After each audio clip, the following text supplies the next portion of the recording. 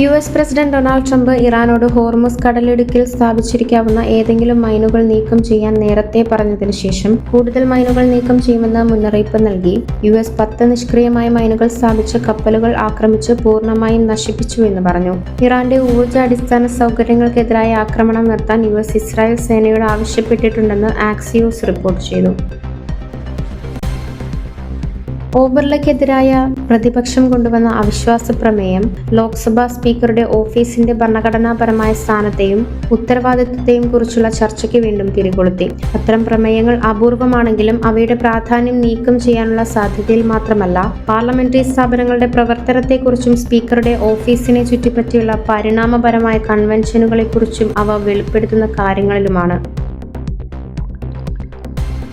ഇന്ത്യയിലെ പ്രകൃതിവാതക വിതരണ പ്രതിസന്ധി ഹ്രസ്വകാലത്തേക്ക് മാത്രമേ നിലനിൽക്കൂ. കാരണം നിലവിലുള്ള ഉയർന്ന വിലകൾ നോർവേ, US തുടങ്ങിയ വിദൂര സ്രോതസ്സുകളിൽ നിന്നുള്ള ഇറക്കുമതി സാമ്പത്തികമായി ലാഭകരമാക്കുന്നു എന്ന് സർക്കാർ വൃത്തങ്ങൾ പറയുന്നു.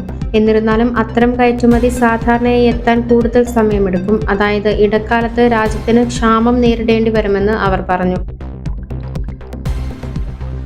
ആഭ്യന്തര വിമാന സർവീസുകളിൽ 400 രൂപയുടെ ഇന്ധന സർചാർജ് ഏർപ്പെടുത്തുമെന്ന് എയർ ഇന്ത്യ ഗ്രൂപ്പ് പ്രഖ്യാപിച്ചതിനെ തുടർന്ന് വിമാന നിരക്കുകൾ ഉയരാൻ സാധ്യതയുണ്ട്. അതേസമയം വ്യോമയാന ഇന്ധന വിലയിലെ കുതിച്ചുചാട്ടത്തിനിടയിൽ അന്താരാഷ്ട്ര യാത്രക്കാർ നിലവിലുള്ള സർചാർജിനേക്കാൾ $10 മുതൽ $50 അധികമായി നൽകേണ്ടി വരും.